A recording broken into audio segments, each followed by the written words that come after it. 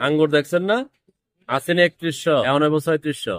3100 টাকার আঙ্গুর 6 কেজি থাকে প্যাকেট। আমাকে বলল যে 3100 টাকা ছিল, সেটা এখন 3600 টাকা। মানে তাহলে 1 কেজির দাম দাঁড়ালো কত? 600 টাকা।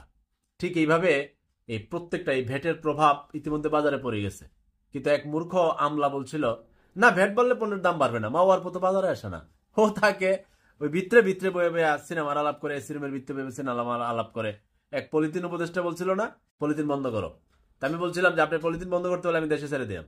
জানে না তো, বাজারের খবর জানে না। পলিথিন ছাড়া যে বাজার চলবে না, বিকল্প চিন্তাও করে না, পলিথিনের কাঁচামাল চিন্তা করে মন ডিসিশন লইল। তো করের এই ডিসিশনটা যে লইল হঠকারী সিদ্ধান্ত, মিষ্টি থেকে ধরে, টিস্যু থেকে ধরে, ডিটারজেন্ট থেকে ধরে, সাবান থেকে ধরে 100টা পণ্য সেবার উপর যে বাড়াই দিল, এর প্রভাব ইতিমধ্যে বাজারে পড়েছে। সরকার এই কথা চিন্তাই করলো না, যে ফল ফলাদির কথা চিন্তা করলো না, নিত্য পণ্যের কথা চিন্তা করলো না। রাজনৈতিক সরকারগুলো ভ্যাট বাড়ায়, তাদের দারুণ ইনকাম। সরকার কিন্তু চাঁদাবাজ। যে সরকার বসে সে কিন্তু প্রথম চাঁদাবাজি করে পণ্যের উপরে, এই ভ্যাট নামক চাঁদাবাজি। আচ্ছা ঠিক আছে, সরকারের তো কোষাগারের অর্থ দরকার, সেটা জনগণের কল্যাণে ব্যয় হবে, আমাদের ভ্যাট ট্যাক্সের মাধ্যমে নেওয়া যাবে। কিন্তু সেটা কি জনগণের কল্যাণে ব্যয় হয় না? কি মাইরা টেরা কানাডার বেগম পারে নেওয়া যায়? আচ্ছা ঠিক আছে, তারপরও নিবি। এখন 7.5% মিষ্টির দোকানের ভ্যাটের 15% করলি, তো 15% অতিরিক্ত টাকা মিষ্টির দোকানদার তো জনগণের কাছ থেকে আদায় নিবে। পোশাকে ছিল 7.5, এটা করলে 15। সবকিছু এ টু জেড কমপ্লিট করে বাড়াই দিলে জনগণ চলবে কিভাবে? জনগণের উপায়টা কি? জনগণের রাস্তা কি? জনগণ বাঁচবে কিভাবে? জনগণ কি মরবে? আর জনগণ কি মরতেই থাকবে? মূর্তি থেকে জীবন ভরা খালি প্রাণ দিয়েই যাবে? জনগণের কি কোনো উদ্ধার নাই? জনগণের কথা কি চিন্তা করবে না? দ্রব্যমূল্যের ঊর্ধ্বগতির কারণে মানুষ তো কষ্ট হচ্ছে। মানুষের আয় রোজগার বাড়ে না, ঠিকই তার ব্যয় বাড়ে। পণ্যের দামে ভ্যাট বসাই দেন, পরবর্তীতে আইলাভি ব্যবসায়ীরা আরো একটা দাম বাড়ায় দেয়। তো মানুষের উপায়টা কি একটু বলবেন আপনারা? আপনাদেরকে বসাইছিল এত বড় একটা লড়াইয়ের পরে আপনারাও ভ্যাট বাড়াই দিলেন মাত্রাতিরিক্ত।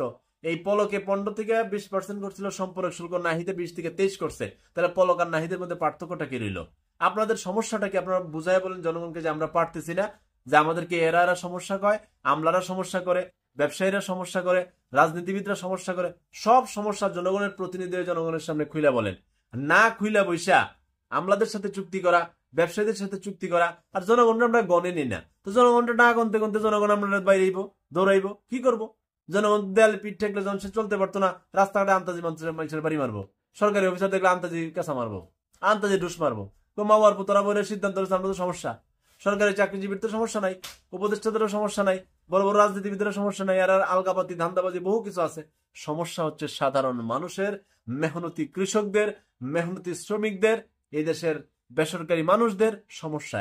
এই সমস্যার প্রতিনিধি হয়ে আমি দেশের ক্ষুদ্র নাগরিক হয়ে, ক্ষুদ্র জনগোষ্ঠীর প্রতিনিধি হয়ে আমি কথা বলি, প্রতিবাদ করি, প্রতিরোধ করার চেষ্টা করি, অনলাইনে অফলাইনে বলার চেষ্টা করি এটা অন্যায়, এটা অন্যায়, এটা করতে পারে না। এই এই কর ভ্যাট অতিরিক্ত চাপিয়ে দেওয়া এটা হঠকারী সিদ্ধান্ত। এখান থেকে সরে আসেন। জনগণ না হলে আপনাদেরকে আই হেট ইউ করে আই লাভ ইউ করে দিবে।